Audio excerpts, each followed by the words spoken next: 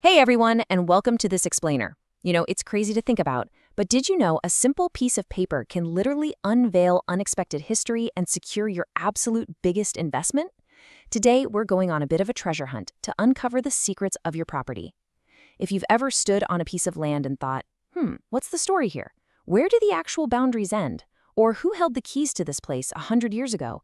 Well, you are definitely in the right place. And honestly, that question on the screen is worth asking, because most of us don't really give a second thought to our property deeds until we absolutely have to. But digging into these records can unveil some truly unexpected historical insights about your home. Plus, it gives you immense peace of mind when you're making a massive investment.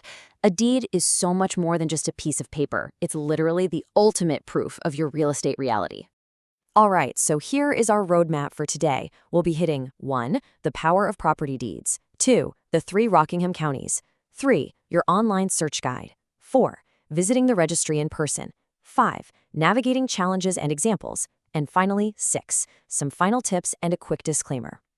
We're going to break down the exact steps to locate these vital records, figure out what they actually are, dodge a pretty massive geographical trap, master both the online and offline search methods, and overcome some common hurdles. Okay, Section 1, the power of property deeds. Let's dive right into this first section so we understand exactly what we're hunting for before we start digging through the archives. First things first, we've got to clear up a really common misconception. There is a fundamental difference between a title and a deed. The title is essentially just the legal concept of your ownership. The deed, on the other hand, is the actual, physical, legal document, the one that's formally recorded with your county, that serves as the public proof of that ownership. It is the tangible instrument that actually transfers the real property from one person to another. Think of it like your ultimate receipt. Now, depending on the specific document you find, you're going to get different levels of security. In a standard home sale, you'll usually see what's called a warranty deed. This is the gold standard because it guarantees that the seller has a clear title to transfer to you. On the flip side, we have the quitclaim deed. This transfers whatever interest the grantor has, but with zero guarantees. Literally none. You'll usually see these pop up when a property is just being moved between family members or put into a trust. But regardless of the type, every single deed contains some standard components. It lists the grantor, that's the seller, and the grantee, the buyer. It notes the consideration, which is just the value being exchanged. But the absolute heart of the whole shebang, that's the legal description. This is the precise written description of the property's location and boundaries. Alongside the signatures, the notarization, and the county recording info, this legal description is the definitive text that outlines exactly what physical earth is changing hands. Moving right along to Section 2, the 3 Rockingham counties. Now, let's talk about our biggest obstacle in this quest, which is a massive jurisdictional trap that trips up a staggering number of researchers. So here's the crucial point. You absolutely must identify which of the 3 distinct Rockingham counties your property sits in before you start digging. Seriously, there are actually 3 different jurisdictions in the United States that share this exact name. First, there's Rockingham County, New Hampshire, whose records date way back to 1643 and were consolidated at Exeter. Then there's Rockingham County, North Carolina, operating out of Wentworth. And finally, Rockingham County, Virginia, based out of historic Court Square. Each of these has entirely separate laws, separate fees, and totally different technology portals. And precision matters even more here. Get this, if you're searching in North Carolina, do not confuse Rockingham County, North Carolina with the municipality of Rockingham, North Carolina, because the city of Rockingham is actually located in Richmond County. Crazy, right? Searching in the wrong registry can lead to costly delays or even completely invalid title opinions. So always triple check your geography. Okay, Section 3, your online search guide. Now that we know our exact destination, let's map out how to find these records right from the comfort of your own couch. Let's look at the highly integrated pipeline used in North Carolina as a perfect example of how this works. Step 1, you enter the property address into the Rockingham County Interactive GIS portal. That's going to give you your parcel identification number, or PIN. Step 2, open the property tax card, which conveniently lists the active deed book and page numbers for the latest conveyance. Step 3, take those specific coordinates, plug them into the official Register of Deeds portal, and boom, you've pulled up the actual document. It's this beautifully logical bridge between assessor data and the actual deed books. As you're searching these online systems, you really need to understand the indexing logic, especially in places like New Hampshire, which uses the AVA public search portal. These registries indexed by name, not just by the address. The grantor index is where you look if you know the party giving or selling the property. This is also exactly where you look if you're searching for liens against an owner.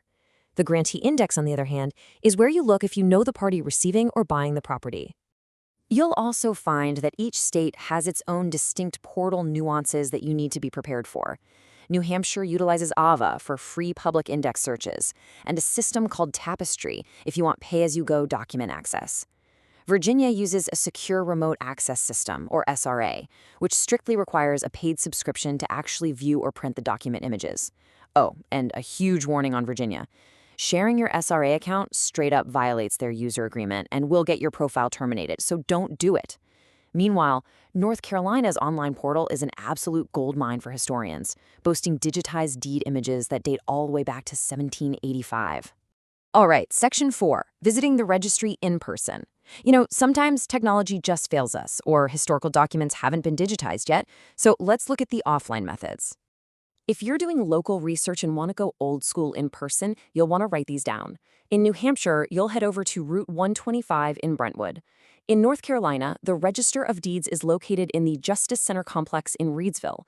And in Virginia, you're looking for the famously named Deed Room, located on the very first floor of the historic courthouse in Court Square.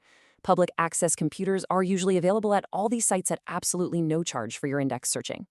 However, while looking is free, taking a physical copy home definitely is not. This number, 50 cents, represents the highly specific cost per page for self-service printing in Virginia's Deed Room. And keep in mind, they do tack on a 4% surcharge if you plan on using a credit card. Small fees like this are pretty standard across all registries, so always arrive prepared. Maybe bring some loose change. Now, if you can't make the drive but still want offline assistance, let's look at alternative physical channels, using Virginia as our example again. You can actually call their office directly at 540-564-3126, provided you already have the owner's name and the exact book and page numbers. They can process copies over the phone for 52 cents a page. You can also mail in your request, but you absolutely must include a self-addressed stamped envelope and a check made strictly payable to the clerk of court. On to Section 5, navigating challenges and examples. Let's look at some real-world situations to see how we overcome the inevitable roadblocks that pop up during property research. You are for sure going to face some hurdles, so it's best to anticipate them right out of the gate. If you lack an exact address, you're going to have to rely heavily on those grantor and grantee name indexes we talked about. If you're trying to identify precise visual boundary lines, well, the deed alone often won't be enough. The deed contains the legal text, sure, but you'll need to cross-reference it with plat maps or subdivision records to see the actual drawn layout.